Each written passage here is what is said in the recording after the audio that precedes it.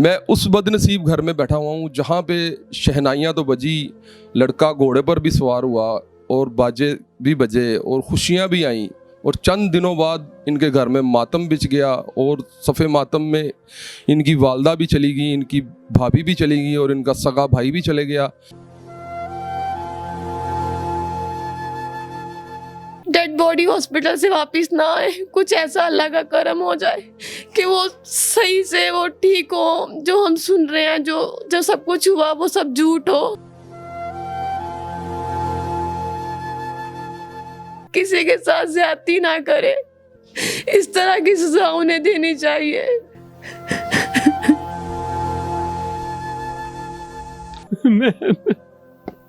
मेरे को नहीं होती जी, मैं नहीं कर सकता।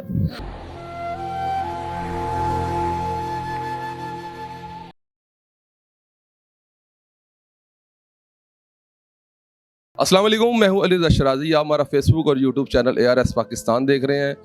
मैं उस बदनसीब घर में बैठा हुआ हूं जहां पे शहनाइयाँ तो बजी, लड़का घोड़े पर भी सवार हुआ और बाजे भी बजे और खुशियाँ भी आईं और चंद दिनों बाद इनके घर में मातम बिछ गया और सफ़े मातम में इनकी वालदा भी चली गई, इनकी भाभी भी चली गई और इनका सगा भाई भी चले गया।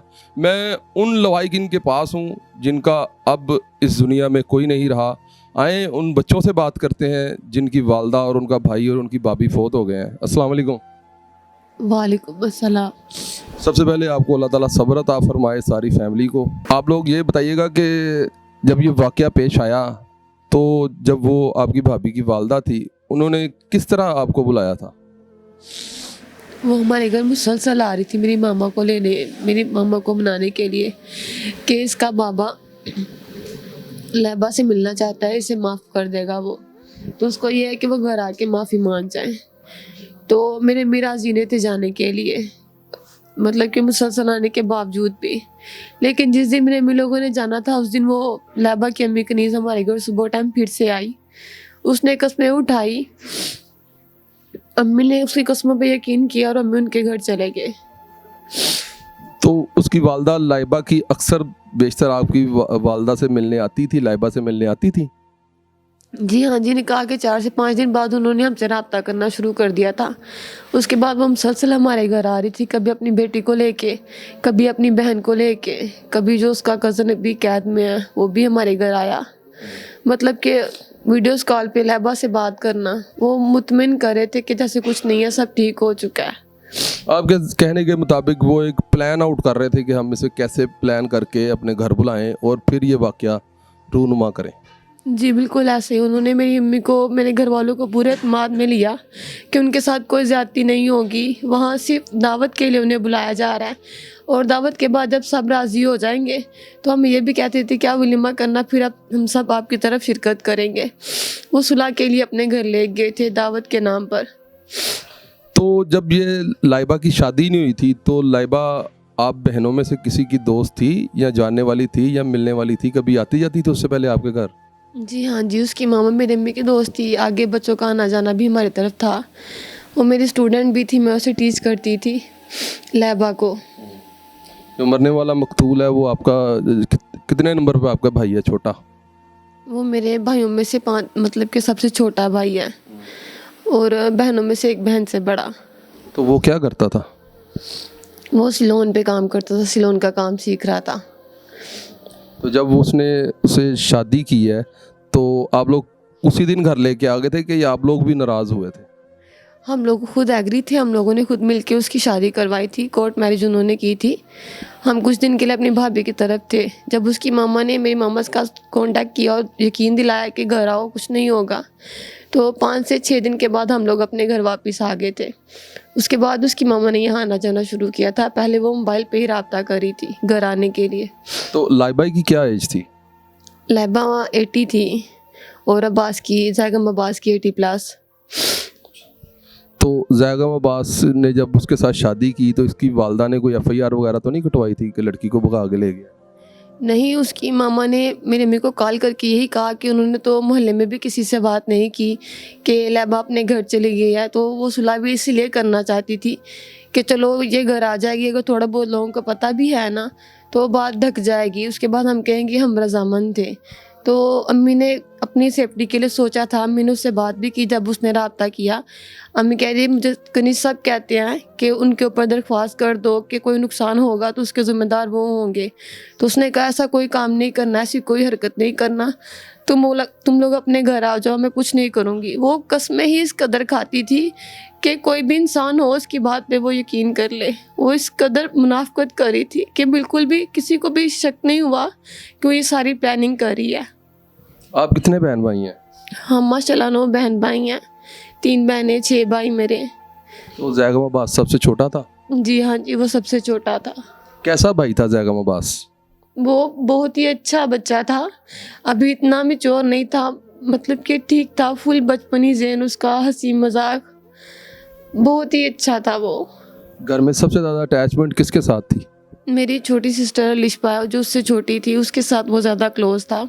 वैसे वो सबके साथ ही हंसी मजाक करता था, सबके साथ फ्रैंक था, मतलब कि मूडी नहीं था, 24 घंटे हंसने वाला बच्चा था वो। तो जब वो घर से जाने लगे तो आप लोग साथ क्यों नहीं गए?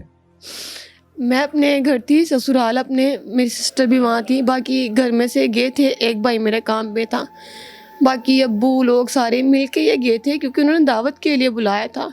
लेकिन वहाँ जाके उसकी मम्मा ने इनसे ये कहा कि आप लोग बाहर आओ, मेरे भाई लोगों को और उन तीनों को कमरे में बिठाया। उन्होंने पूछा कि ऐसा क्यों है, उन्होंने बोला कि इसके तायाबू लोग वगैरह कुछ आप लोग आउट ऑफ कास्ट हो तो थोड़ा मैं अंदर बातचीत कर लूँ तो बुलाती हूँ। तो इनको उसकी अम्मी ने बाहर निकालते ही फ़ौरन से कुंडी लगा ली और 5 से 6 मिनट के अंदर अंदर उन्होंने ये सारा काम कर दिया, मतलब कि कुंडी लगाते ही फायरिंग शुरू हो गई थी। आपके भाइयों में कोई उनके घर मौजूद था जैगम के अलावा? बाहर थे ये, अंदर जैगम था, अम्मी थी, लैबा थी, और बाकी जो वो अफराद थे, वो कनीज़, बल्कीस, वो सब अंदर ही थे। उनके सामने सारा कुछ उन्होंने मिल के सब ने किया। तो आप क्या समझती हैं कि उसको क्या सज़ा मिलनी चाहिए?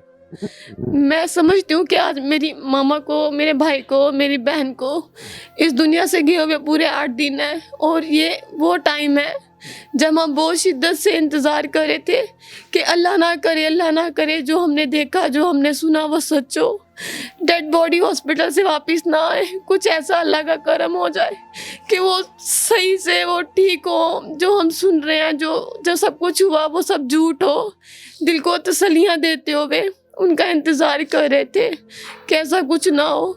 आज इसी तकलीफ़ के साथ, दुख के साथ मैं सिर्फ इतनी दुआ करती हूँ अपने अल्लाह से कि जिस तरह उन्होंने हमारे घर को उजाड़ा वो भी उजड़े, जिस तरह वो मेरी अम्मी, मेरे भाई, मेरे भाभी खून में गिरे पड़े हुए थे, उनकी लाशों को भी इस तरह खून में लथपथ कर दिया जाए, इस कदर उन्हें बुरी मौत दी जाए कि हर गुनाह करने वाला गुनाह करने से पहले सोचे, किसी के साथ ज्यादती ना करे। इस तरह की सजा उन्हें देनी चाहिए। नादरीन, बहुत बड़ा सानिया हुआ है, इस पे बच्ची इमोशनल हो गई है। अब आपकी मुलाकात करवाते हैं उसके फादर के साथ। तो जी नादरीन, क़यामत सुगरा का मंज़र है। ये डिसेबल वालिद है, उसके बेटे को इतनी बेदर्दी के साथ कत्ल कर दिया गया, उसकी बहू को और इनकी वाइफ को। ये इतने सदमे में हैं, इतने दुखी हैं, इतने परेशान हैं कि मुमकिन नहीं कि इनसे बात भी की जा सके और इनसे बात भी हो सके। ये बेहद परेशान है, इनसे मेरे ख्याल से बात नहीं हो सकेगी। क्यों बुजुर्गो? नहीं, मेरे को नहीं होती ना जी, मैं नहीं कर सकता। तो जी नाज़रीन, जैसे आपने अपनी आंखों से ये मंज़र देख लिया है कि ये वाकई इनसे बात नहीं हो सकती। ये बहुत ज़्यादा सदमे में है, बहुत ज़्यादा दुख है इनको कि किसी ने इतनी चालबाजी और इतनी मक्कारी के साथ इनको अपने घर में बुलाया और ऊपर से अंधाधुंध फायरिंग कर दी और खून में लथपथ 3 लाशें तड़पती रहीं। उस बेदर्द और सफाक इंसान को ज़रा भी तरस नहीं आया, ना इनकी वालदा पर, ना इनके भाई पर, और ना ही अपनी बहन, अपनी कज़न पर उन्हें उससे ज़रा सा भी अफसोस महसूस हुआ उन्हें गोलियां मारते हुए। तो आप मुझे ये बताइएगा कि एफआईआर किसकी तरफ से हुई है? एफआईआर हम लोगों ने मतलब कि जब डेड बॉडी हॉस्पिटल में थी तो ये 2 बजे मतलब कि हॉस्पिटल गए हैं, 2 से 2:30 के करीब, और रात 12 बजे जाके उन्होंने एफआईआर हमारी ली और 3 बजे जाके हमें डेड बॉडीज़ दी। वो भी जिस तरह हम लोगों ने रो के या मिन्नतें करके तब हम उन्हें लेके आए थे, उससे पहले हमारी कोई नहीं सुन रहा था। मतलब कि सुबह का हादसा हुआ, रात 12 में जाके हमारी एफआईआर काटी गई। किसकी मदयत में?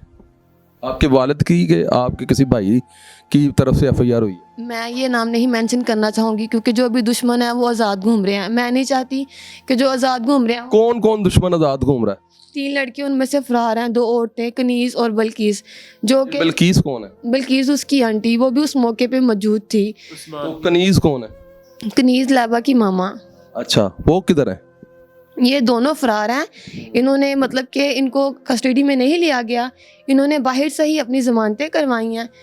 2-3 लोगों ने, जो हमें मालूम हुआ है, 3 लोगों ने अपनी ज़मानतें कराई हैं और ये मतलब कि आराम से निकल गए हैं। ना इनको सज़ा दी गई है, ना इनको पेश किया गया है, ना हमारे सामने लाया गया है। मतलब कि हमसे पूछा भी नहीं, हमसे किसी ने ये बताना मुनासिब नहीं समझा और उनको ज़मानतें दे दी। तो जी नाज़रीन, जैसा कि आपने बच्ची की बातें सुनी, ये जो लैबा की वालदा है, इनकी माँ जो मकतूला फौत हो गई हैं, उनकी 15 साल पुरानी दोस्त थी और ये सारा ड्रामा उसने रचाया जब बेटी ने भागकर जैगमाबाद से शादी कर ली।